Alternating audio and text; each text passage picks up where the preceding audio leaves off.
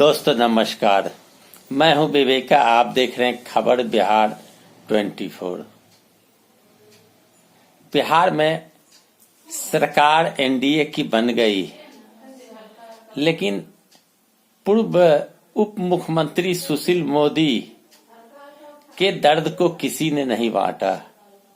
सुशील मोदी को छांट दिया गया या उन्हें रिजेक्ट कर दिया गया, यह स्पष्ट रूप से नहीं बताया जा रहा है। लेकिन सुशील मोदी के बॉडी लैंग्वेज से और सुशील मोदी के रहन सहन के तौर तरीके से अब यह स्पष्ट होने लगा कि सुशील मोदी के अंदर दर्द इतना बढ़ गया कि वह दर्द झलकने लगा। मैं ऐसा इसलिए कह रहा हूं कि सुशील मोदी आजीवन राजनीति में रहना चाहते थे और भाजपा के शीर्ष नेता बिहार में बने रहना चाहते थे। उन पर कार्यकर्ताओं ने कई बार आरोप लगाया, वो किसी को बढ़ने देना नहीं चाहते थे।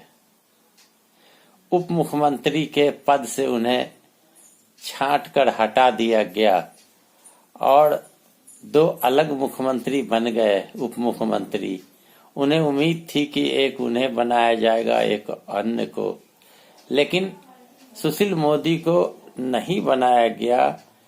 कार्यकर्ता नेता कहते हैं उन्हें बड़ी जिम्मेदारी दी जाएगी, लेकिन जो सूत्र के हवाले से जानकारी मिलती है कि केंद्र की सरकार अब सुशील मोदी को महत्वपूर्ण पद नहीं देने जा रही है। संगठन का कोई काम उन्हें दिया जाए तो अलग बात, लेकिन अब उन्हें किसी भी सत्ता से संबंधित किसी काम में नहीं लगाया जाएगा। अब उन्हें अकेले अलग थलग रहना होगा। और सुशील मोदी भी स्वयं स्वीकार किया था ट्वीट के माध्यम से कि मुझे कार्यकर्ता के पद को नहीं कोई छीन सकता, मेरे कार्यकर्ता के पद को। तो छीनने की बात उन्होंने कहा, यानी वो नाराज हैं शीर्ष नेताओं से, उनके पद को छीन लिया गया। राधा मोहन सिंह, गिरिराज सिंह, अश्वनी चौबे खासे सुशील मोदी से नाराज दिखते हैं और विरोध जताते हैं। सुशील मोदी अब अपने सरकारी आवास, पता हो आपको कि पहले उप मुख्यमंत्री तेजस्वी यादव थे, उन्हें सरकारी आवास खाली करने के लिए कहा गया। कोर्ट कचहरी होने के बाद उन्होंने खाली किया। 7-8 एसी लगे हुए थे और वह बंगला सुशील मोदी को अलॉट हुआ। सुशील मोदी ने तंज कसा था कि गरीब का बेटा बाथरूम में भी एसी लगाए हुए रखा है। उस घर को अब सुशील मोदी ने बिना नोटिस मिले वे खाली करके चंपत हो गए और वो अपने राजेंद्र नगर वाले पुराने आवास में चले गए, जहां से जल जमाव में वो हाफ पैंट पहन कर निकले थे। अब वो उन जनता के बीच में रहेंगे जिस जनता को उन्होंने उप मुख्यमंत्री रहते जल जमाव में फंसे छोड़कर भाग खड़े हुए थे।